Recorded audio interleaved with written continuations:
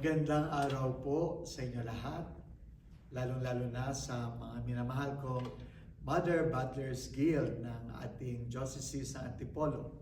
Ako po ngayon ay naririto sa Chapel of St. Mary Medical Center here in Reno, Nevada, USA. Pasensya po, wala ako ngayon dyan. Ganun pa man, ito po ang aking opening message sa inyo lahat na mga Mother Butlers. Una, ay maraming salamat sa patuloy ninyong pakikiisa sa mga gawain, proyekto at programa ng Mother Butlers Guild. At nitong buwan ng Hunyo, atin na nga po ipinagdiriwang ngayong June 25 ang 42nd creation of the Diocese of Antipolo.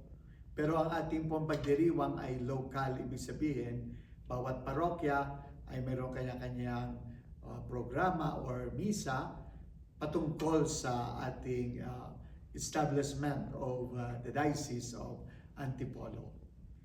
Pangalawa, of course, nais ko ring imbitahan kayong lahat sa aking kaarawan ngayong June 29. Gaganapin naman po ito sa Seminary Parish of Our Lady of the Rosary of Manaoag in Antipolo. So welcome po kayo. Ang misa ko po 5 o'clock at pagkatapos ito ay meron tayong konting salo-salo. Basta po, kayo ay invited lahat. Mga minamahal na Mother Butlers Guild, marami po tayong gaganaping programa, lalong-lalo na ngayong pagpasok ng buwan ng July. Of course, magkakaroon tayo ng National Convention of Mother Butler Guild. At inihiling ko po sa inyo na yung lahat ng mga nagpalista, lahat na isinama natin doon sa convention ay makarating. Suportahan po natin ito, mga minamahal na Mother Butlers.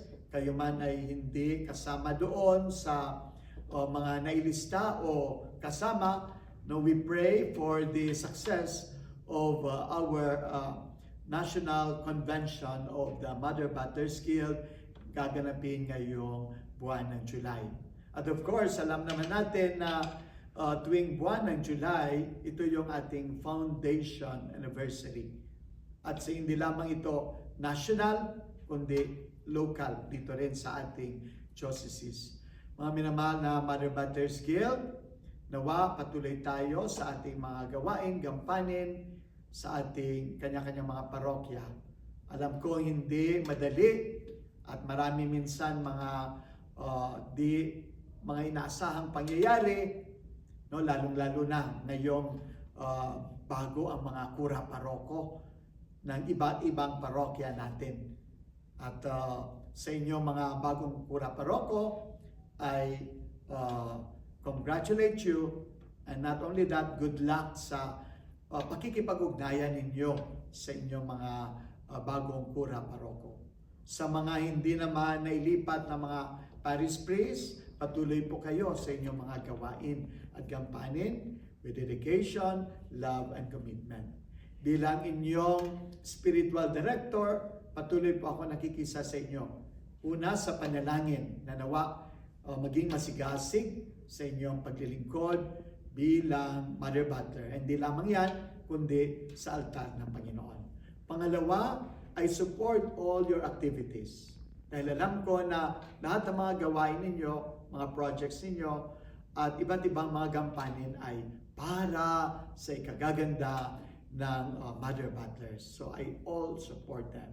And lastly, of course, tandaan po ninyo, mga minamahal na Mother Butlers Guild, tayo po, mga lingkod ng Panginoon. We continue to become servants of the Lord. Tandaan po natin bilang mga servants of the Lord, tayo po ay inaanyayahan o inaasahan na naglilingkod, punong-puno ng una, pananampalataya, pag-asa, at pag-ibig. Sa inyo lahat, mga minamahal na Mother Butlers Guild, welcome sa ating buwanang meeting. At sa inyo lahat, ang aking pakikisa sa inyong mga prayers at sa inyong mga activities. God bless you always.